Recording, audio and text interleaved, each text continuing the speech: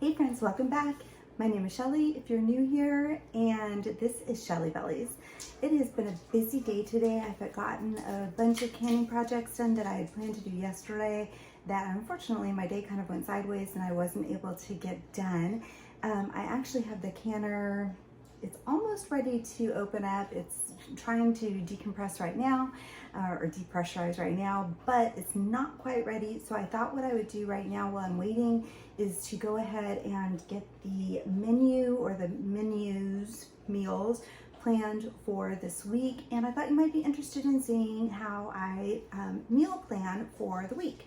And so I thought you would come along with me while I do that really quickly. Yesterday, I did a grocery shopping thing, which I very rarely do, and I did film that. So if you haven't seen that, jump back a video or two and you can see that, because I very rarely do film those grocery things. I don't grocery shop a lot anyways, but I did film that. So if you haven't seen it, jump back. That's what we're going to be working off of for this next week. So let's get started on that, and I will show you what I have planned for this week. So let me kind of bring you down here.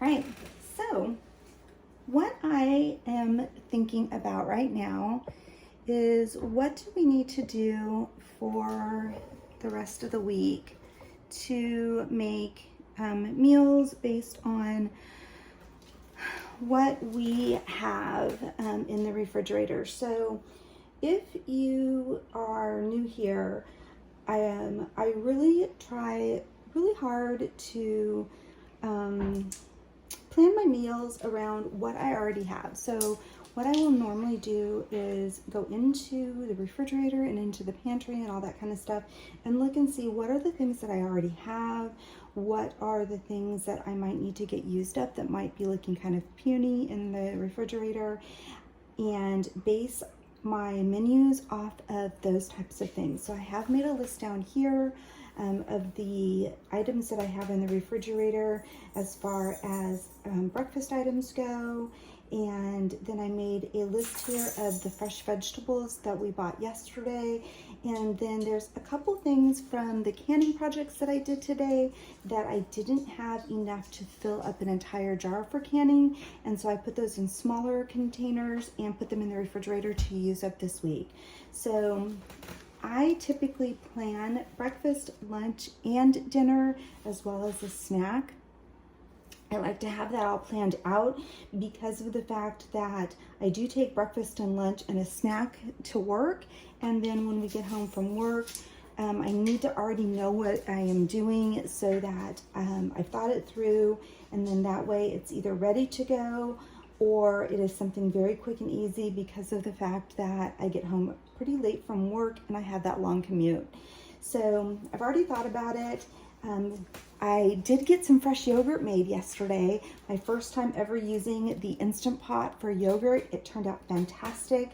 And I put in some fresh berries in it. So if you've never used your Instant Pot for yogurt, I would highly recommend that you give it a try. It was so easy. I used the Fairlife milk that has no lactose. It's lactose free. And then I used some plain yogurt, a couple tablespoons of that. And that was all I put in it. And then there's no sweeteners in it.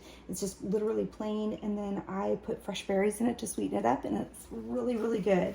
So I have several containers of that. So for breakfast tomorrow, I'm going to do yogurt. I did make split pea soup today to can, and there's a little bit left in the refrigerator that I jarred up, so I'll take that for lunch tomorrow.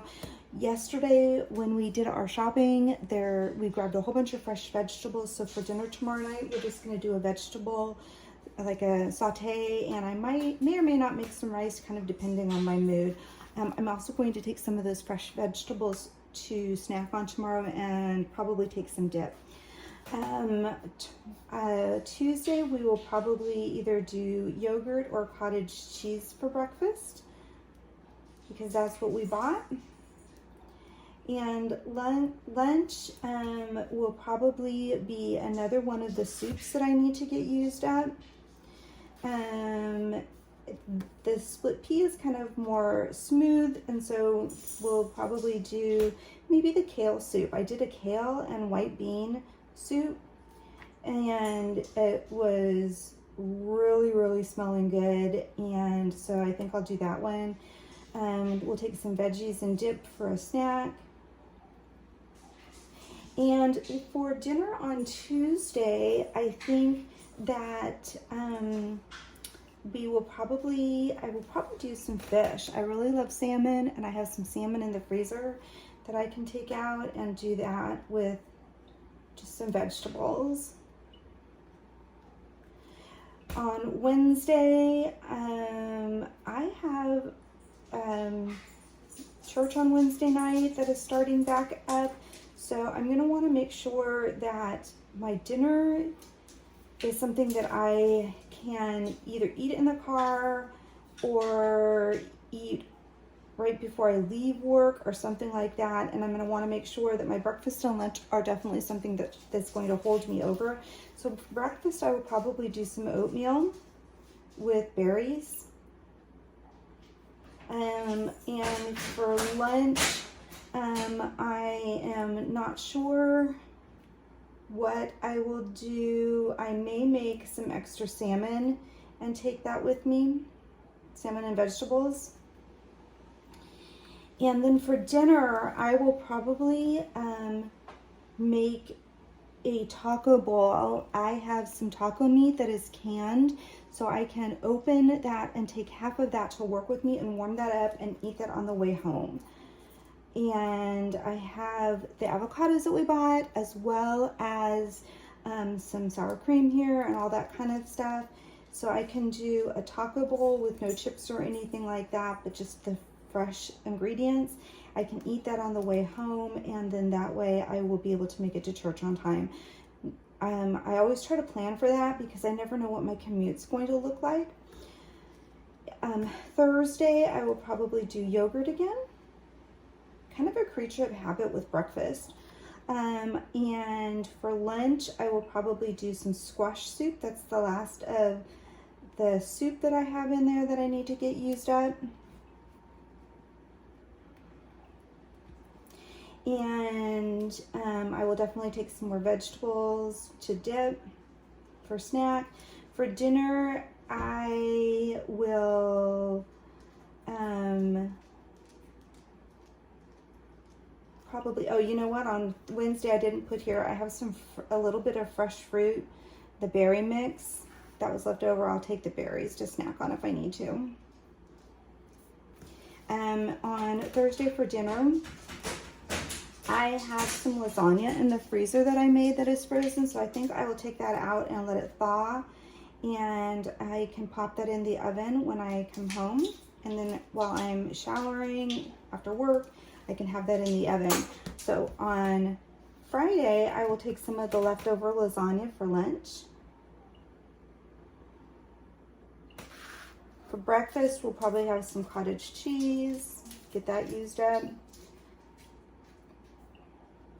And for dinner, I will probably have something beef related. I do have like some steak and stuff in the freezer, and I know my mom and dad would love that.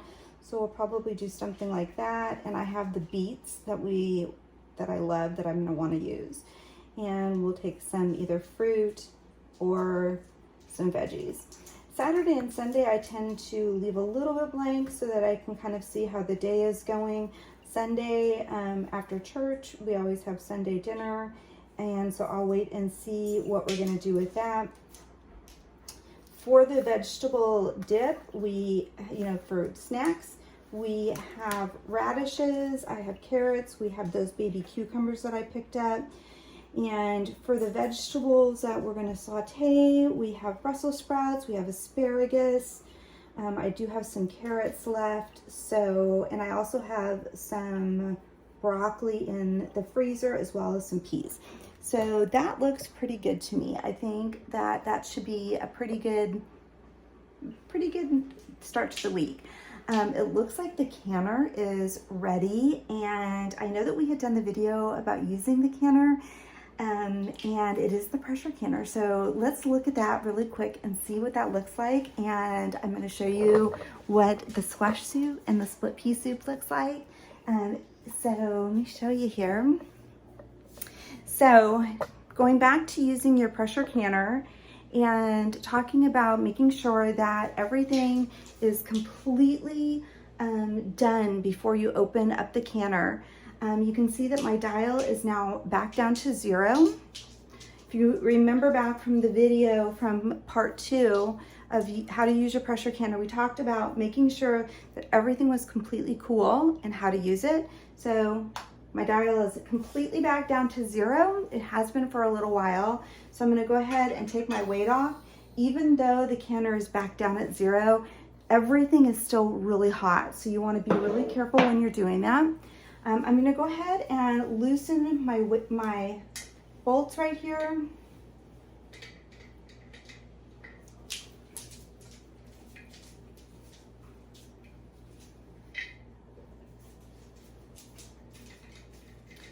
So this was some split pea and some squash soup that I did. I did the squash soup in the Instant Pot today. It is squash, winter squash, some green apples and some carrots.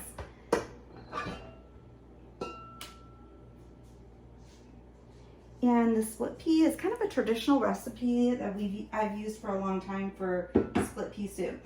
The only thing about the squash soup is that I don't add the coconut milk to it because I don't can with dairy. And so by not putting the coconut milk in it, I always make sure I put a little note on it to myself that when I go to warm it up and serve it, I always add a little bit of coconut milk to it. So let's get these guys out of the canner so you can see what they look like. All right, so these are the things that I use when I'm taking them out. I don't know what the official name is for them, but they're grippery. You can see like they, you know, little jar thingies.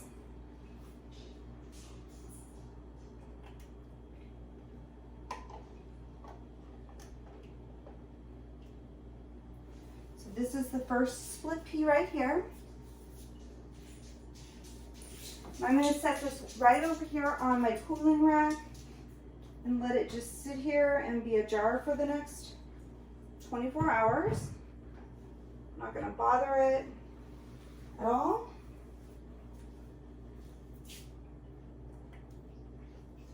The next one I'm taking out is another split pea.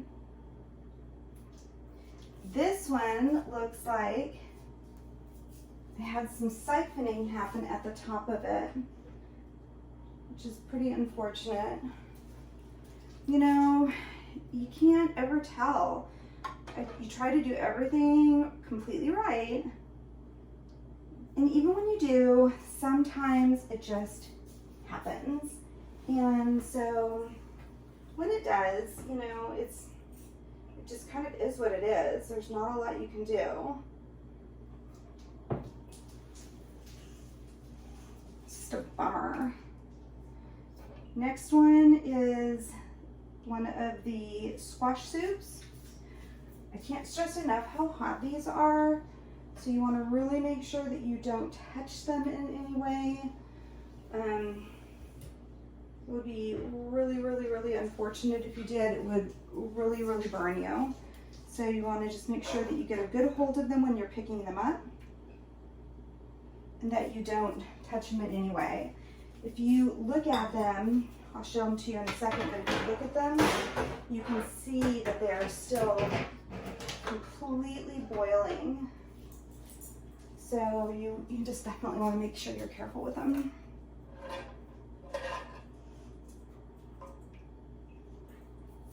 I'm not going to do anything with the pot right now. I'm actually going to let it just sit here and cool,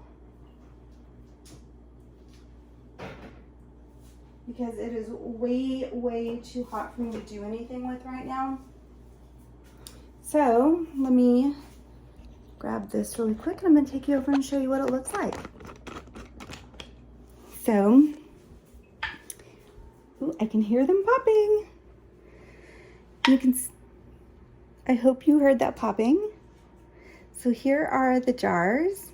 You can kind of see, hopefully, that they're not raised up anymore. I don't know if you can see it, but a lot of these are already popped down. So here's what they look like. Hopefully you can see that they are still boiling like crazy on the inside. This is the jar right here that had the siphoning.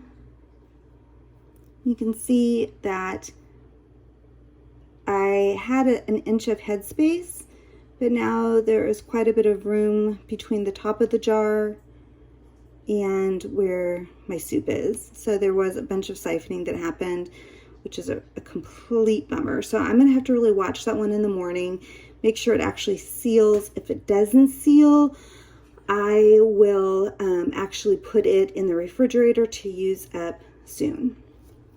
All right, so that's what went on today. We got some canning done. I also was able to get the kale and white bean soup done, and I made some strawberry jam also, which is super easy, but I got that done because I had some strawberries that were looking very puny, and I felt like if I didn't get those done, they were not going to be around much longer. So I hope you've enjoyed this video. Hope the meal planning gave you kind of just some ideas on how I meal plan. Maybe it's useful for you as well. If you like the video, give me a thumbs up. Hope you smash the subscribe button and hit the notification button so that you'll see when I post other videos. Have a blessed night. Bye.